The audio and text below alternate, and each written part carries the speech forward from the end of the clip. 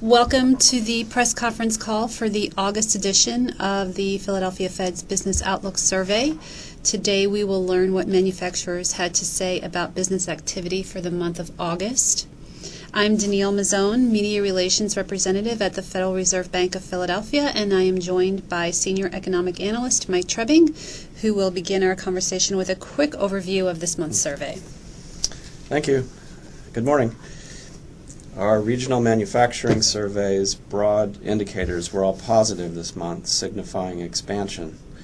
The indicator for general activity increased from its reading in July, but the other broad indicators for new orders, shipments, and employment fell back from their readings last month. The survey's price indexes suggest less widespread price increases for inputs this month, and price pressures for final goods also diminished compared to July. The overall expectations for the next 6 months remain optimistic, and the survey's broadest 6-month indicator improved from its reading in July, showing improvement now for the last 4 months. Also note that our supplemental questions this month focused on firms' qualitative appraisals of the marginal effects of the Affordable Care Act on employment and benefits compensation.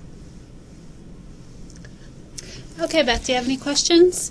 Well, I'm very interested in what you found out about the Affordable Care Act impact. Can you give me a sense of whether this seems like a significant impact? 18% said they employ fewer workers, 3% higher levels.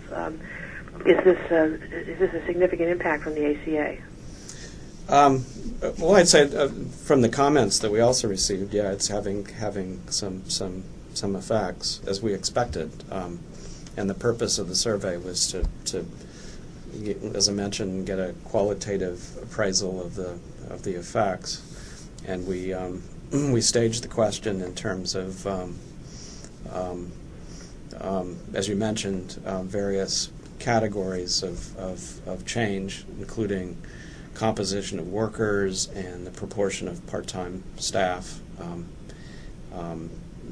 wage and salary compensation per worker, and whether the firms had adjusted prices in any way. And then we also asked whether they had changed health coverage, and if they had made modifications to health plan offerings, what were the changes? And you pointed out in the comment that yes, we found about 18% of the firms said that they had lower levels of employment than they otherwise would have, and that we had about the same percentage of firms indicating that their proportion of part-time people had increased. I'll point out that about the average size of the firms that we surveyed, there were about 250 employees on average, and the share of part-time people was about 5%. So it's having effects, and this lays out some broad estimates of employment effects.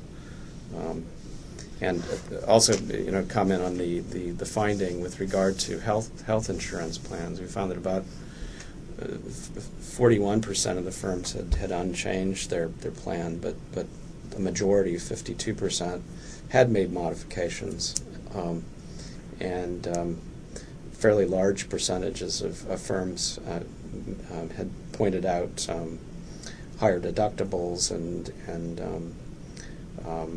employee contributions to premiums and out-of-pocket maximums were increasing.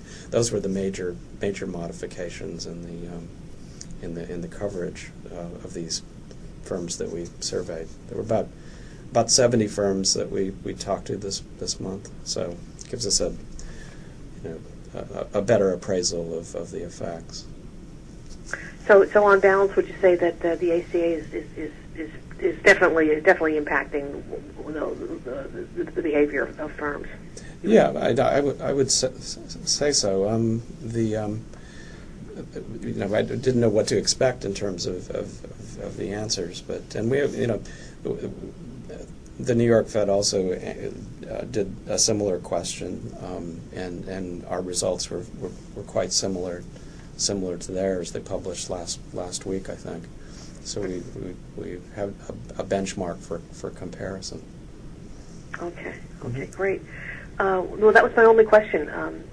But generally, the survey continues to be optimistic overall on general business conditions. Right. Not only the expectations are looking much better going forward, but the average levels of the indexes over the summer months have been relatively high, and are signaling continued growth.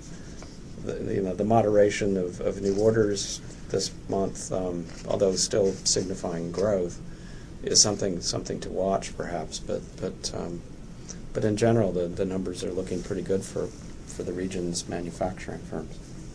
Okay. Mm-hmm. Okay, that was my only question. All right, thank you, Beth. The next Business Outlook survey will be released on Thursday, September 18th.